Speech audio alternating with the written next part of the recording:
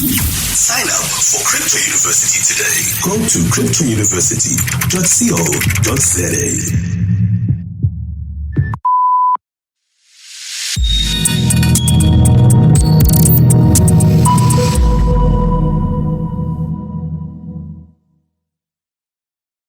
Chillers, welcome back to Friday edition of Podcast and Chill with Coach Leo. Remember, this is the platform where we promote your business, you share your stories, we buy from you, and we also just partner with you. Today, we've got a special guest who is known for enabling business growth. What does that mean? She really goes into your business and unpack what has been happening, what is happening, and what has to happen as your business grows. Welcome to Podcast and Chill, Makera. Thank you so much, Coach Leo.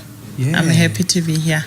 Yeah, nice to finally have this discussion with you. I've been looking forward to it, man. Yeah, I'm here, finally.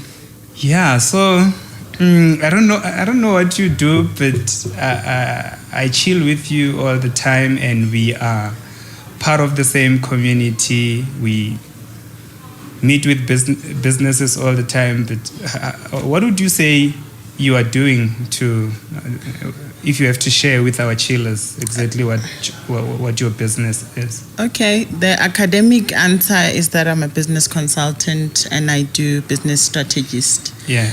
But my explanation is that I take out all the dirt out of the wardrobe, and then we clean the wardrobe, and then we reorganize it inside a business.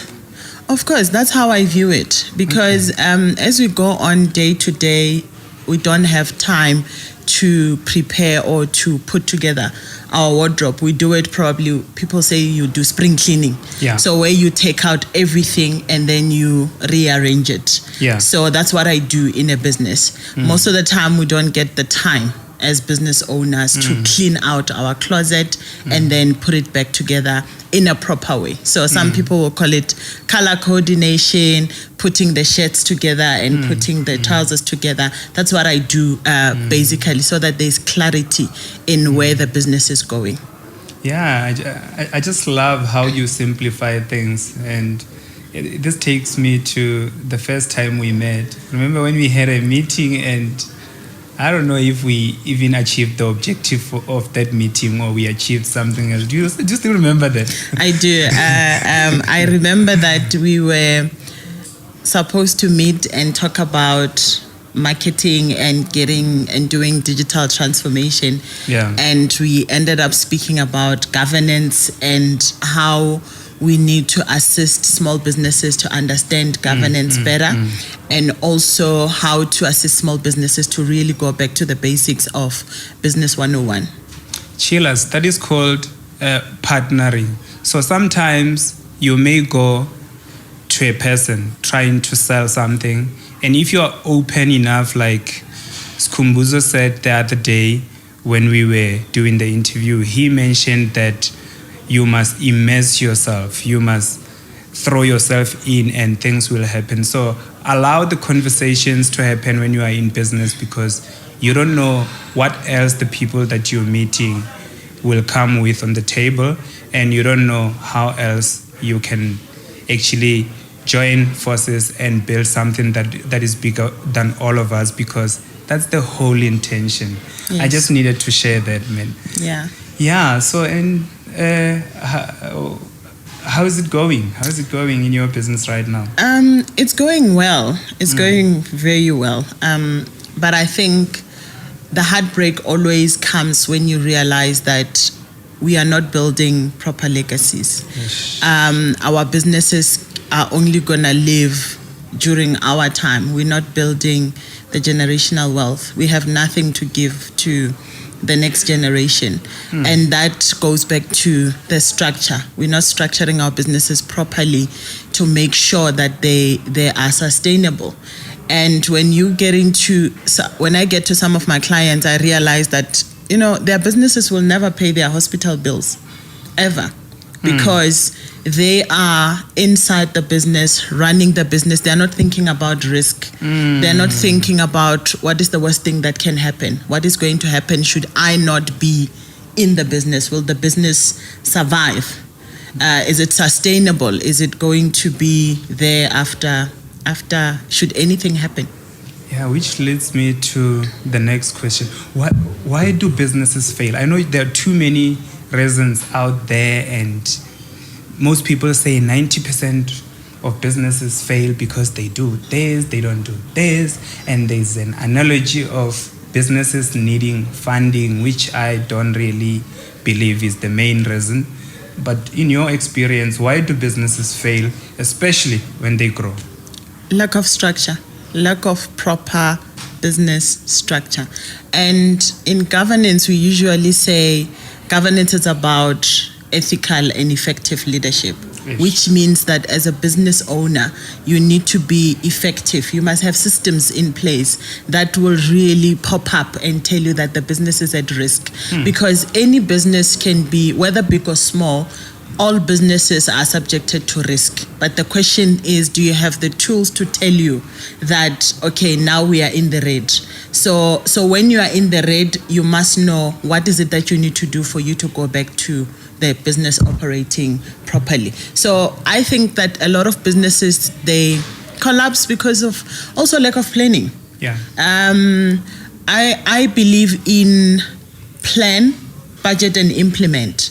You can't start with the implementation not knowing whether you have the budget, the financial capability to get into, whether it's a new project or whether it's a new product that you are incorporating in your business. So you need to do the whole calculation and actually see the whole journey, the path that you're going to travel up until you see when your money is going to come back if you're going to be investing your own money.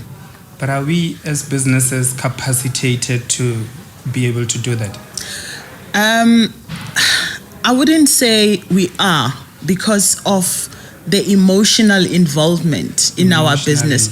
Yes, we are not objective because we are there every day. We are dragged down by the emotions, and we sometimes get to a point where we think that things are not happening fast enough, but you never even took the time to calculate what is fast enough and what is the growth rate that you want the business to take. And the other thing that kills businesses is the fact that it's not just about the money. You know, it's not just about the profit, but it's about sustainability of the business. So you might be hitting those numbers in terms of the money, but is your business protected in terms of compliance? Is your business protected in terms of the strategy going forward? Where is the business going to be in the next 5-10 years? But why is it that we don't really plan to those details if we know? And the next question is, do we know that it should be like that? I don't know, Leonard, but I can tell you based on my experience and the clients that I'm servicing. Unfortunately for them, they never went to work for corporate South Africa, where they learn systems and how things are done at a bigger scale. So they went straight to running their businesses, and currently they are now at a medium level where the business is now, the growth, it has reached a certain level of growth where they can't survive without the systems and the processes that we learn when we go to corporate South Africa. This is precisely why bringing in a business consultant is very important, because they then going to restructure your business, because it can't operate the same way it used to when it was small. Absolutely. So when you scale up, there's also problems of scaling up, and you need to have the methodologies to address that. And other than corporate, how else should we learn that? Through bringing business coaches, through bringing consultants. And I think also picking your consultant, when you hire a consultant, it should be someone who's willing to teach you as well, and make sure that you really get out of those habits that you have already adopted in your business, and they can take you through the journey of understanding things like risk management. Not everybody understands what is risk management and how do you do the assessment and how do you eventually put the mitigation in place. But you need to find a consultant that will be willing to travel the journey with you. Yeah. And the attitude from your side, you must just be willing to learn. Sure, you're going deep. One of the business owners that is within our community, Tsepo Matavata, she's out in Limpopo doing great work there, once said, "Don't teach us, enable us. We are entrepreneurs." And that was so profound because we often, through other organizations, especially some of the support organizations for small businesses, they come with accredited programs and they come with a huge curriculum that at the end of the day takes the entrepreneur back to school. And when I spoke to a few of the entrepreneurs, they don't want to go to school. And the question is, how do we tone up this curriculum to give the entrepreneurs just what they need to be able to forge ahead? Just the awareness that this is what they need and they need to go out there and actually get it. We must just ensure that the education is practical. Practical education. It's practical. Wow. I can promise you that when I was doing my bachelor's degree, half of the things I've never implemented. I don't relate with them. And it happens in all aspects of education, whether it's engineering, it's accounting, it's all of that. And you ask yourself, why do you study BCom and then still have to go and learn accounting standards and practices? Because the standards and principles, it's what is practical. Alignment. So yes, it's what is happening in the real world, and that's what entrepreneurs we're yearning for: real world experience, real world education. But I think more than that, we need conversation. We need conversation, Leo, because we experience different things, and some of them, it's the things that are the same. I'll give you an example of systems, for example. ISO systems, it could be customer relations management systems, including digital transformation. Yeah. You might have implemented digital transformation in your business and it's working superb. Yeah. Through conversation, only through conversation, the next entrepreneur is going to know about how you did it. And how, because there is no book that is going to teach you how to implement POS, point of sale.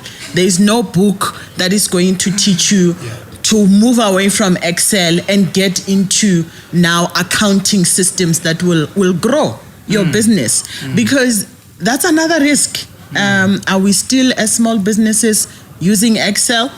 If we are, then there's a huge problem. Effectiveness is not there. Should your laptop disappear, is your information safe? People are talking about cloud. So if we don't have these conversations as entrepreneur at our scale, I'm not saying people must go to the corporate scale. There's a corporate scale of storing information, of managing information, but we need to find our level of doing things that will enable us to still reach the goal that we want, the growth that we want at our scale. Yeah. Wow. Now, having said that, to protect this business when it grows, because we will learn the things that mainly grow our businesses, and entrepreneurs normally invest in something that is going to grow their business. Yes. And we normally forget that as we scale up, we need to capacitate now that growth. And how should we do that, and what tools and processes are out there available to the entrepreneurs? For one, to be aware of what they need. Two, to be able to implement that effectively and sustain their businesses. I think going back to the communication, it's very important for you to have a tribe. Yeah, I love that. What are the people you surround yourself with, and ensure that they are not like-minded. Like-minded, I mean that don't surround yourself with only engineers. You need to have a mixture of accountants, legal people who are in labor, who can help you when you are experiencing they're expensive, but some they have full-time jobs, and they might be willing. They might be willing to come in and say, hey, how can I help you? So it's about the tribe, and how do you build your own tribe? You need to build your own tribe somewhere where you can tap in. And I'll still go back to bringing in consultants, because they are objective, and they come with a team that has different skills, that have the knowledge to test whatever it is. And I think also Leo, when we're talking about small businesses, something that comes up is we are in 2021, and people are losing jobs, and people are getting their money that they've been working for probably the amount of years. And I was listening to the radio the other day, and someone was explaining different options that people can use this money, and one of them was investing in a business. So my question is, are we going to have businesses that need business rescue 6 months from the date of establishment? And how do we then better educate these people with this lump sum? When do we do due diligence of the businesses we are going into? When do we calculate our return on investment? So we need to do better. We need to honestly do better. So when you get into a business and you invest a 6-figure amount, and yet cost per product, it's only 10 rand or it's only 20 rand. When is that business gonna get you to that 6-figure amount that you've already invested? And as the businesses grow, I suppose it's now where you have to really make investment decisions. Correct. And negotiate standards and implement more systems, basically to control and to capacitate that growth. But you have to know that those standards exist before you think of elevating yourself to a certain standard. You need to know that standard exists. So which reminds me of something. On Wednesday so we have the community meeting that we had on Wednesday, where we talk about business issues and we unpack where we are and what would get us to the next level. Yes. And we spoke about, in your presence, corporate governance and what's the document again? King Code. No, the other one. Oh, the MOI. The Companies Act. Yeah. And we spoke about the Companies Act, and yes, we realized that a whole lot of people don't know what the Companies Act says, but they are doing business in South Africa where that is the governing document. Correct.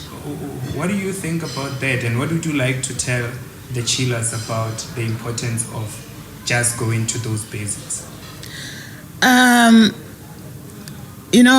We need to, you usually say we need to take 4 hours of our time to educating ourselves. If you are an entrepreneur and you're a business owner, you need to educate yourself.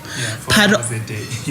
Part of that education means that you need to know what is the baseline of your business, and that is the Companies Act. Each and every company that is established in South Africa has to abide by the Companies Act. And so we look at it as going into CIPC, it's only going to cost me 175, then it's done, I'm complying.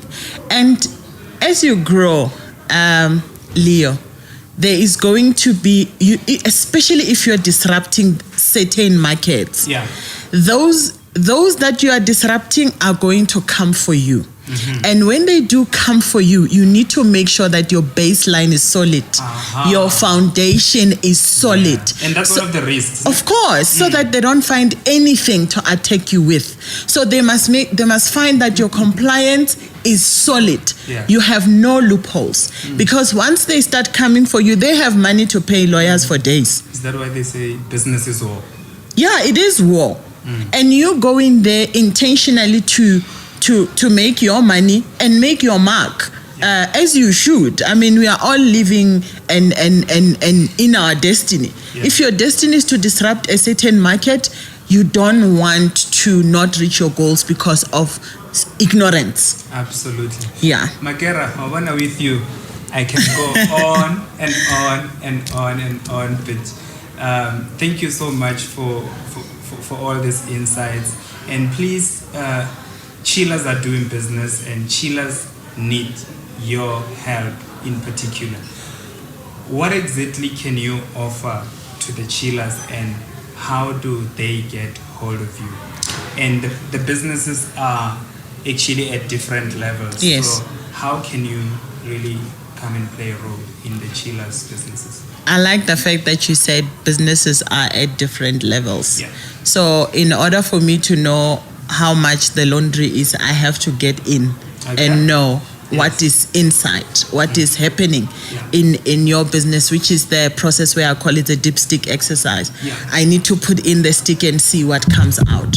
What is really happening, and not only from the business owner's perspective, but the reality, what is happening in your books, what is happening in even your employees. Are they productive or they just roam around in your business? Is that some sort of diagnosis? Yes, correct. And then from there you go full circle and you go deeper in the area that they need. That is needed. Yes, correct. And what's the name of your business and how do we get hold of you then? Okay, my business is called Seliki Business Solutions, and my email address is makera@seliki.com.